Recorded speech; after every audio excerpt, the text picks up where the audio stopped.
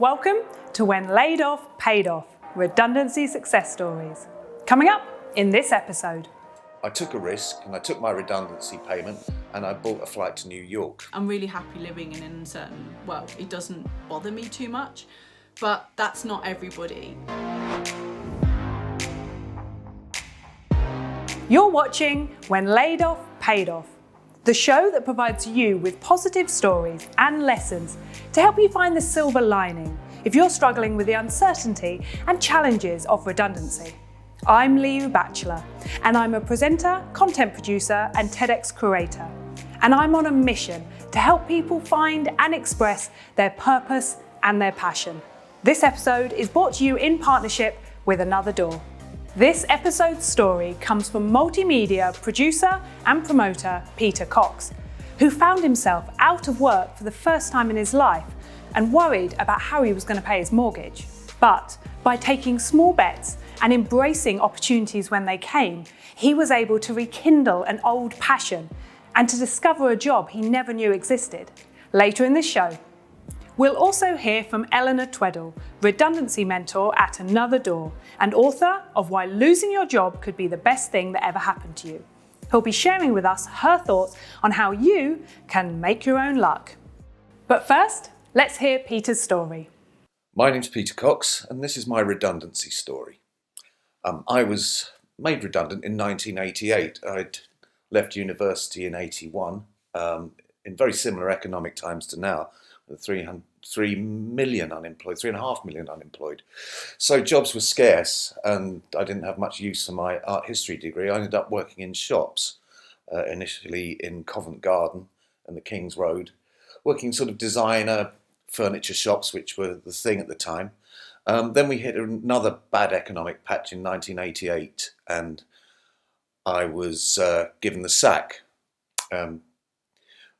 My initial reaction was to panic because I'd been working for about 9 years consistently and I'd just started my first mortgage at 15% interest in Thatcher's Britain, which made the repayments punishing, so it really sort of put me on my mark.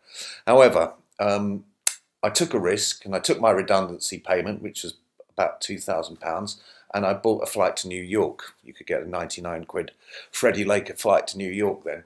And because I'd already done some trading in the States, I kind of felt confident to go there. And I spent $500 on a batch of vintage American ties, some of which had sort of like Salvador Dali designs on, and I brought them back to England and sold them for about 1,500 quid.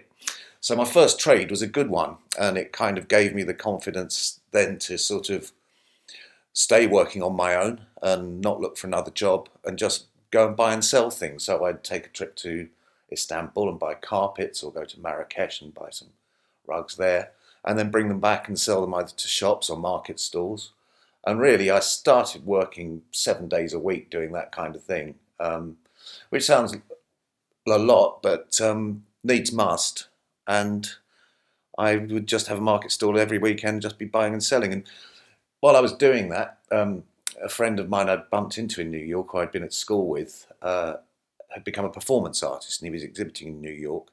And he called me back in London and said, did I want to go over there and help him organise a tour that was coming up, which of course I did. So I leapt at the chance and went back to New York and kind of joined his circus.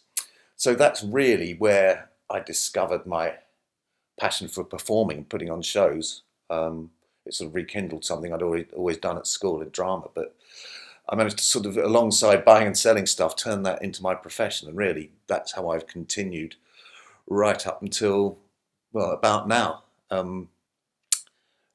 It took me around the world doing this performance with the living paintings, and then through that I got work in TV. So it's very much, one opportunity led to the next. And really that's how I've continued. It's easy for me to say now, I guess, because I'm at the tail end of my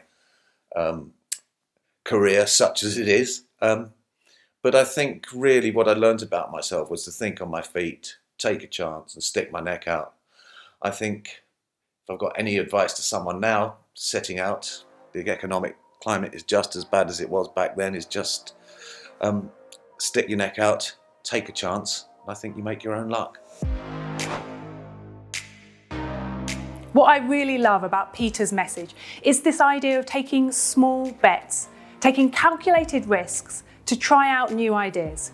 Because as he says, sometimes you need to stick your neck out in order to see if something's right and if it can work. The fact he was able to organically rekindle his passion for performance just goes to show that sometimes you've got to trust your instinct in order to follow your dreams. Next up, we're hearing from redundancy mentor and author of Why Losing Your Job Could Be the Best Thing That Ever Happened to You, Eleanor Tweddell.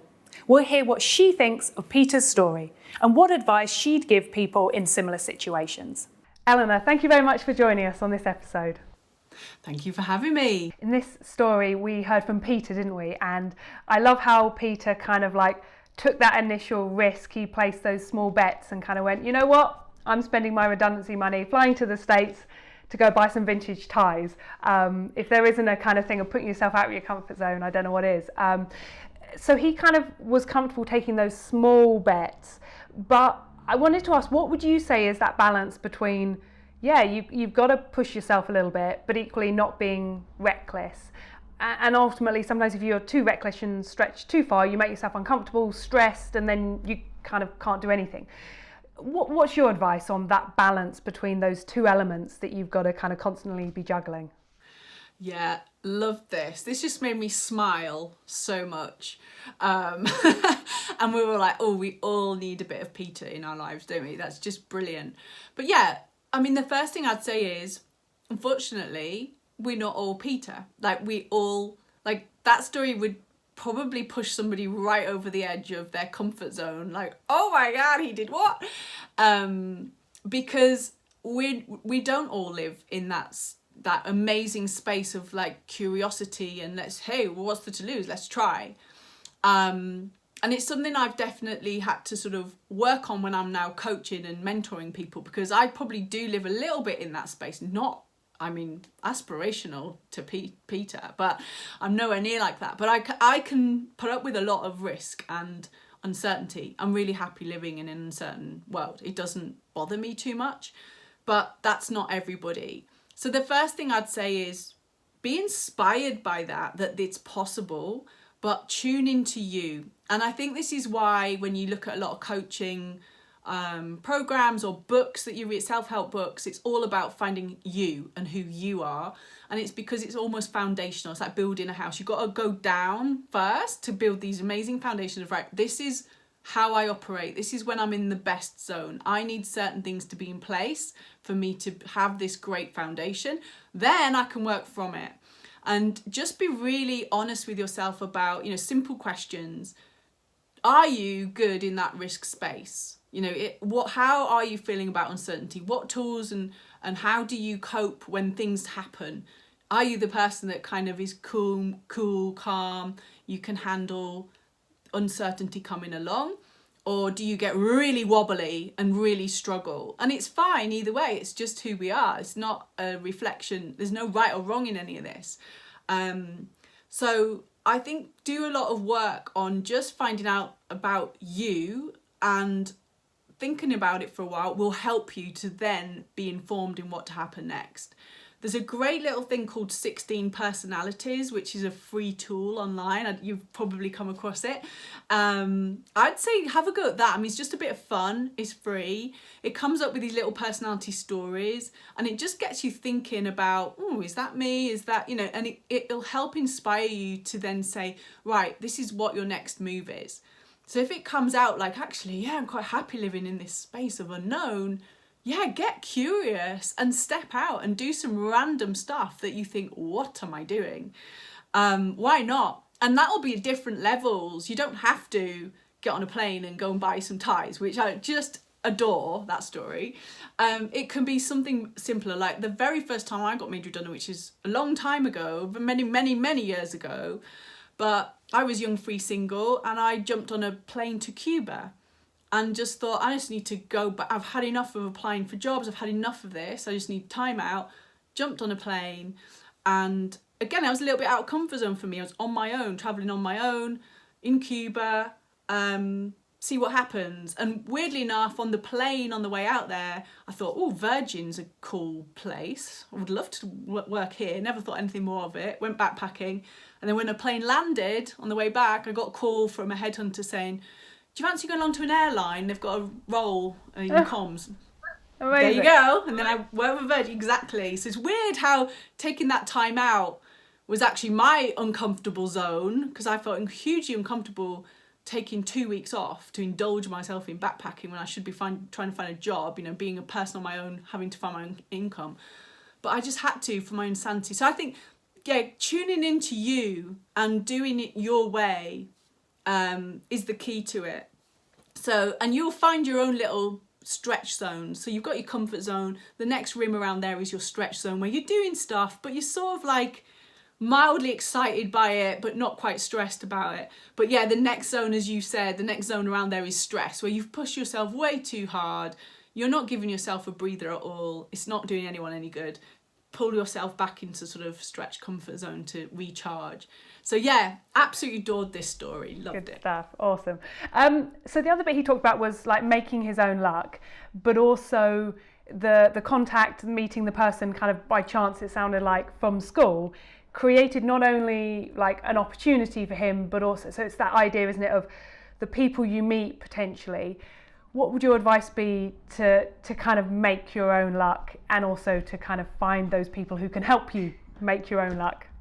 Yeah, this is exactly it. And living in that stretch zone really helps you to kind of free yourself up from sort of your own narrative inside, which is like, oh, you can't do this, you can't do this.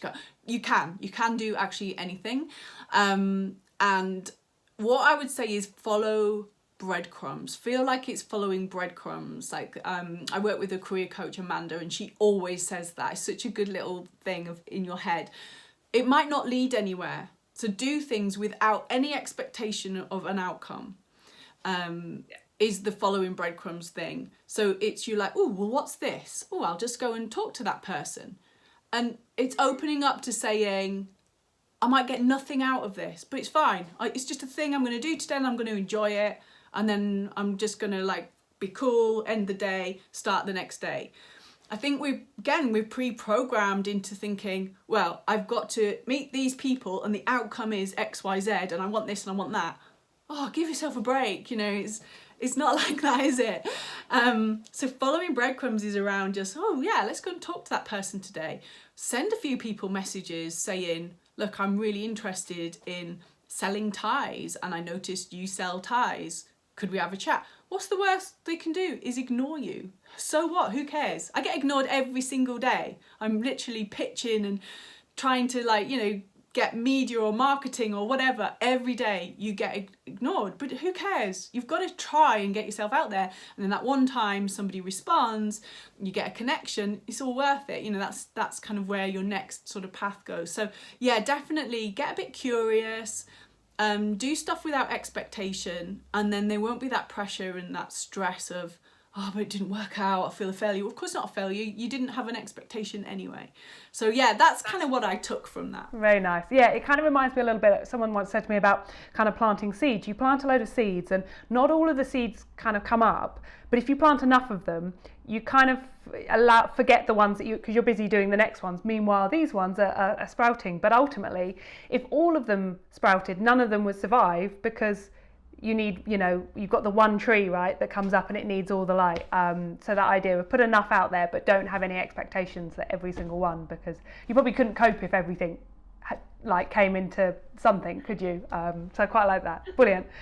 Anything else you want to add to kind of on Peter's story? Anything else worth saying, do you think?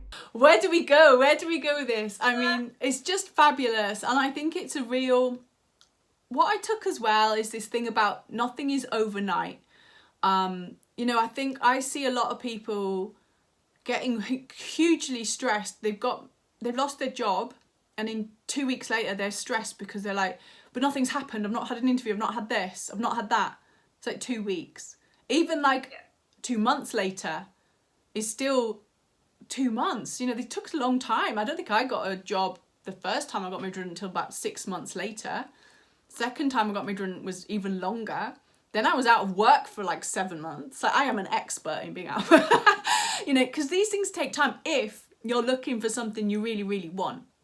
You know, you can probably just get a job or something, which is great, and you might need to, and I've certainly done a bit of filler jobs to just bring some money in, which is cool. But if you want to sort of work on this stuff of just finding something that you really want to do, and you can get up every day and go, oh my goodness, I'm doing this today, which is what I took from Peter. Like, that's where he's at now, doing all this amazing, crazy stuff, which is just brilliant.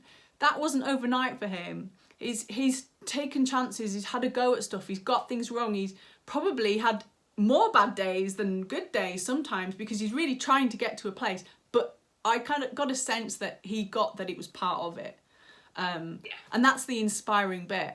I think sometimes we just think, oh, well, it's all right for them, you know, they go to sleep and they get up the next day and it all comes true and it's all right for them.